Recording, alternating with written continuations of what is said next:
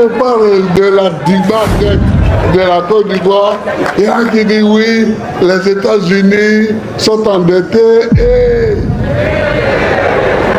Il est vrai que la dette de la Côte d'Ivoire a effectivement beaucoup augmenté depuis 2011. Nous sommes passés de 6 000 milliards de dettes à aujourd'hui près de 36 000 milliards de dettes. Mais est-ce qu'il faut vraiment s'inquiéter? Dans cette vidéo, je vous propose dans un premier temps de voir l'état des lieux de notre dette, à qui nous devons de l'argent, dans quelle devise, dans quelle proportion et surtout essayer d'évaluer cela par rapport à la richesse nationale qu'on produit. On déterminera ensemble est-ce que cela est réellement grave et surtout dangereux pour la Côte d'Ivoire comme le dénoncent les partis politiques d'opposition. Bonjour, je m'appelle Roland, je décrypte l'actualité politique ivoirienne et si vous me découvrez grâce à cette vidéo, avant de commencer, laissez un petit pouce bleu et surtout abonnez-vous si ce n'est pas encore le cas. En 2010, lorsque le président Alassane Ouattara arrive au pouvoir, nous sommes autour de 6 000 milliards de dettes. On estime qu'aujourd'hui la dette est à plus de 36 000 milliards. Et cette somme-là représente 56%, à peu près 57% maintenant du produit intérieur brut. C'est-à-dire que notre dette, c'est 57% de la richesse nationale qu'on produit. Alors vous allez me dire que c'est grave puisque c'est pratiquement plus de la moitié. Mais en réalité, quand on regarde le ratio régional qui est de 70%, c'est-à-dire au sein de l'UEMOA, on estime que en dessous de 70%, c'est un peu normal. La Côte d'Ivoire fait partie justement de ces États-là qui n'ont pas encore atteint ce ratio. Si vous prenez un pays comparatif comme le Sénégal est à plus de 80%. Et dans une autre monnaie, si vous prenez le Ghana qui n'est pas dans la zone UEMOA, le Ghana est à plus de 85% de son PIB. Par rapport à nos concurrents régionaux, la Côte d'Ivoire reste pour l'instant dans les clous, c'est-à-dire que notre dette n'est pas très excessive par rapport au ratio régional. Cela ne suffit pas à caractériser la nature de la dette ivoirienne. Une dette, elle se mesure aussi par la nature de ses créanciers. Les études de la Banque mondiale, donc le International Debt Report, c'est le rapport international de la dette qui est produit chaque année par la Banque mondiale. C'est une étude assez complète. J'ai pris les éléments dans ce rapport-là que je vais mettre en description si ça vous intéresse. Et quand on regarde bien ce rapport, donc je vous présente le tableau ici, on se rend compte que la Côte d'Ivoire a trois types de créanciers. Il y a un premier groupe que moi j'appellerais des partenaires institutionnels, c'est la Banque mondiale, le FMI et d'autres partenaires multilatéraux. Ça doit être la BAD et toutes les institutions, la Banque asiatique de développement. Bref, ça doit être toutes ces banques internationales, toutes ces banques régionales là. Ensuite, il y a les partenaires privés à qui on doit de l'argent. Donc, c'est les détenteurs d'obligations, c'est-à-dire ceux qui, lorsque la Côte d'Ivoire émet des obligations sur les marchés financiers, vont aller acheter de la dette ivoirienne. Et ensuite, on a les pays. Alors là, c'est surprenant parce que quand on regarde, comme vous pouvez le voir sur l'image ici, on doit de l'argent à la Chine à hauteur de 12% et aussi à la France à hauteur de 5%. Ensuite, il y a d'autres pays. Il y a le Japon et plein d'autres pays. Notre dette est structurée autour de ces trois éléments-là et on remarque que finalement, les parts de chacun de ces acteurs-là est assez équilibrée. On parle de deux types de dettes. Il y a la dette intérieure, ce qu'on appelle la dette domestique. Donc ça, c'est ce que nous détenons, mais en francs CFA. C'est sur le marché régional, c'est au niveau national. Ça, à la limite, c'est pas beaucoup plus important. Mais ce qui compte, c'est notre dette extérieure. Et la dette extérieure, c'est ce que nous avons en devises étrangères.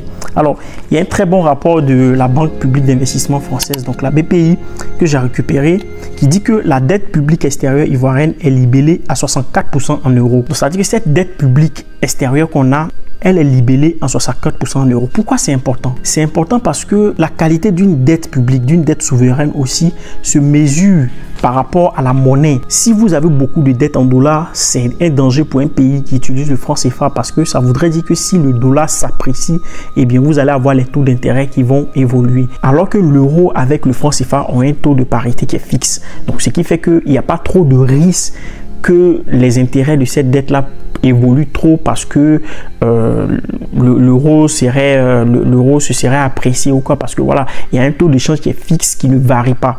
Elle est à plus de 90% à taux fixe, c'est-à-dire que la dette que nous détenons en euros est à plus de 90% à taux fixe, ce qui veut dire tout simplement que peu importe ce qui se passe, les taux d'intérêt ne vont pas évoluer.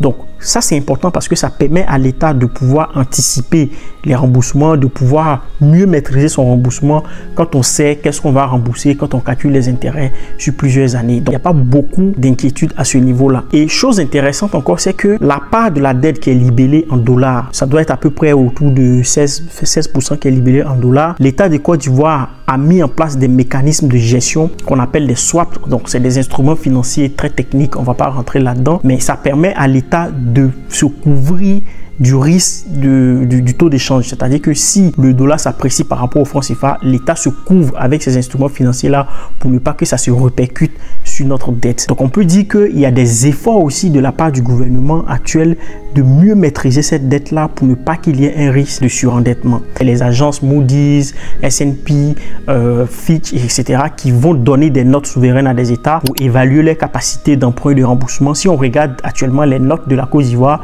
on se rend compte que la Côte d'Ivoire est plutôt bien notée puisque nous sommes à BA3 et BA2 pour l'agence Moody's, ce qui fait que la Côte d'Ivoire a le deuxième meilleur crédit d'Afrique subsaharienne après le Botswana. Ça signifie tout simplement que les investisseurs, les partenaires, donc la Banque mondiale, tous ceux qui prêtent de l'argent, vous font confiance, pour pouvoir rembourser cet argent et surtout que ces prêteurs-là sont optimistes quant à l'avenir de votre économie. Donc, ce qui veut dire qu'aujourd'hui, les partenaires internationaux font confiance à la Côte d'Ivoire sur sa capacité à pouvoir rembourser sa dette. Est-ce que la Côte d'Ivoire court un risque de surendettement? Non, comme je vous expliquais, elle court pas un risque de surendettement parce que non seulement elle est à 58%, mais plus sa richesse augmente, plus son PIB augmente, plus évidemment cette dette-là va faiblir. Même si, il me semble que la richesse créée croît plus vite que le stock de la dette. Donc vous aurez des chiffres qui, jusqu'à présent, en réalité, qui oscillent entre 40 et 60%. Donc la Côte d'Ivoire n'est pas, il n'y a pas de péril en la demeure. La Côte d'Ivoire est modérément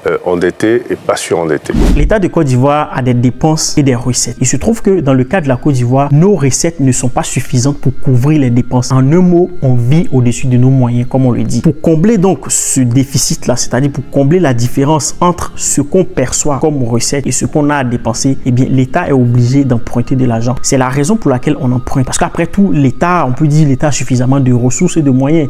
Mais il se trouve qu'aujourd'hui, dans un pays comme la Côte d'Ivoire, on n'a pas encore la capacité de prélever suffisamment d'impôts. Notre assiette fiscale est très réduite, ce qui fait qu'on est obligé d'aller emprunter de l'argent pour combler notre déficit public et pouvoir financer tous les projets d'infrastructure. Alors, on ne sait pas quand est-ce que cela va durer, et d'autant plus que, bon, c'est quelque chose qui se fait dans la majorité des pays. La majorité des États actuellement dans le monde sont déficitaires. À part quelques pays, par exemple, des pays comme la Norvège, qui ont un fonds souverain assez élevé qui leur permet de financer leur déficit, donc qui sont totalement à l'aise. C'est pas le cas de notre pays comme la Côte d'Ivoire, c'est pas le cas de certains pays comme la France. Voilà, tout le monde est un peu en déficit, on peut le dire.